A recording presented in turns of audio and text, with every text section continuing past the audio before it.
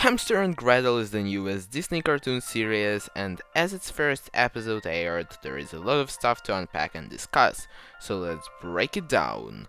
Watch till the end to hear my series on what's going to happen in the future.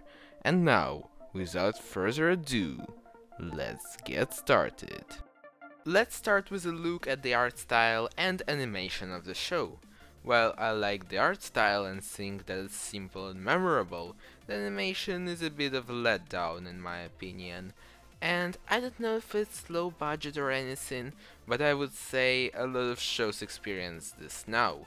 And the best way you can affect that and make it better is to support the shows on their official streaming services when they come out there. For Disney, this would of course be Disney Plus. So if you live in the US, when Hamster and Gretel comes out on Disney Plus, please support it there. By no means I dislike the show. I think that the story is rather the most important aspect. So let's get to the breakdown of the episode itself. First, I want to warn you that I have watched neither Phineas and Ferb nor Milo Murphy's Law, so if there's going to be a reference to them somewhere, I'm sure I'm not gonna get it. Anyways, the episode starts with Kevin driving a car and saying that he's free to go anywhere he wants and do anything he wants, when the camera is suddenly cut to him driving his little sister Gretel. And then when the car stops and Kevin and Gretel come out, a UFO appears suddenly, and an alien, voiced by none other than Dan Povenmire, the creator himself, tells Gretel and her brother that they have been chosen to get powers, and use them only for good. We're gonna talk about aliens more towards the end, as some interesting events happen there. Then comes the realization that instead of Kevin, the one who got superpowers is Hamster. Kevin says that this is his life, and after the Simpsons, we see a special news report where they say that the kitten has fallen in the well. The only way to get there is the pipe that is sadly inaccessible due to its position. But hey, Hamster and Gretel can fly, so they can enter there. And one thing to note here is that everybody already kind of knows about Hamster and Gretel, which means it's not their first adventure, and I'm really sad they didn't show it because it would be cool to see the first reaction of people to superheroes, but maybe they'll just show it to us later.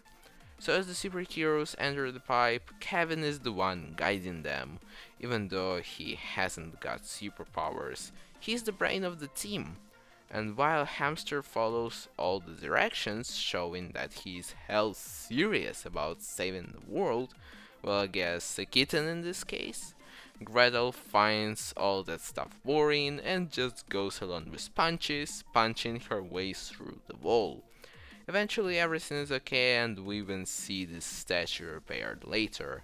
Then Hamster and Gretel have a live interview in the mall, and we meet a new character, Gretel's best friend Bailey, who points out that Gretel as a superhero is exactly like her best friend Gretel. And I think it's a bit weird of Gretel to hide her identity like that, because she just behaves and looks almost the same in normal life. But I mean, a lot of shows have such a scene, so I'm not gonna be too picky on that. After that, we see Kevin's cousin Fred, and Kevin decided to tell her about Gretel's identity, as he's certain she'll not tell anyone. Then they go to the comic shop where we meet the girl Kevin's in love with, named Hiromi. And yo, I did not expect this show to have relationships right from the start, but I guess here we go. Fred arranges a date of Kevin with Hiromi, and I would lie if I said that I didn't want such a cousin. When it's time of the concert, Kevin anxiously waits outside while Gretel and Bailey are having fun together. But then they get a message from a villain named Professor Exclamation that he's gonna invade the city hall with robots. These villains telling everyone their plans.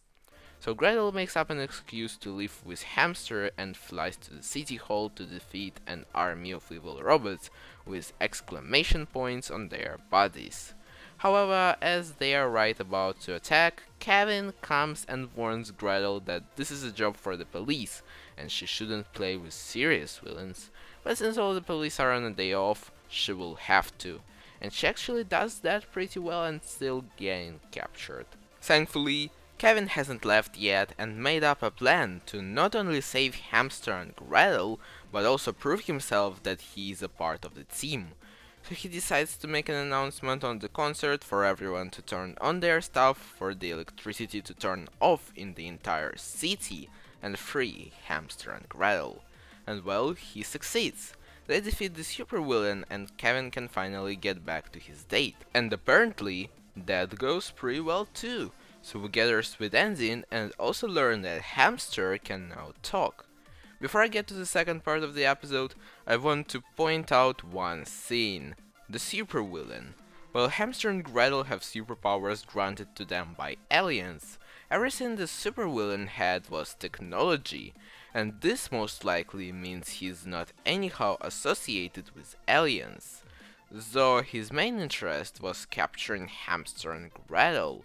As soon as he did that, he left the city hall, so it was all just a distraction. And I wonder if the villains in all other episodes are going to have the same goal, and if so, I'm gonna make a wild prediction that all of them just work for one bad guy who gives them technology, and in return he should get Hamster and Gretel and perhaps their superpowers.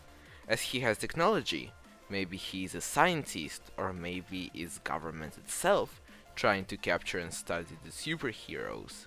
That's just a guess, and I'm like 90% certain I'm wrong, but hopefully we'll find out as the show progresses. Talking about progression, the second part of this episode is okie dokie, and it mainly focuses on Gretel trying to solve all of her superhero problems with punches. Kevin surely doesn't like that, as one day there's going to be a problem you can't solve with punches. As they arrive at the picnic, Gretel and Bailey go to the tree they titled Oki, which is referred to in the title of the episode. Turns out this tree is where Gretel and Bailey became best friends.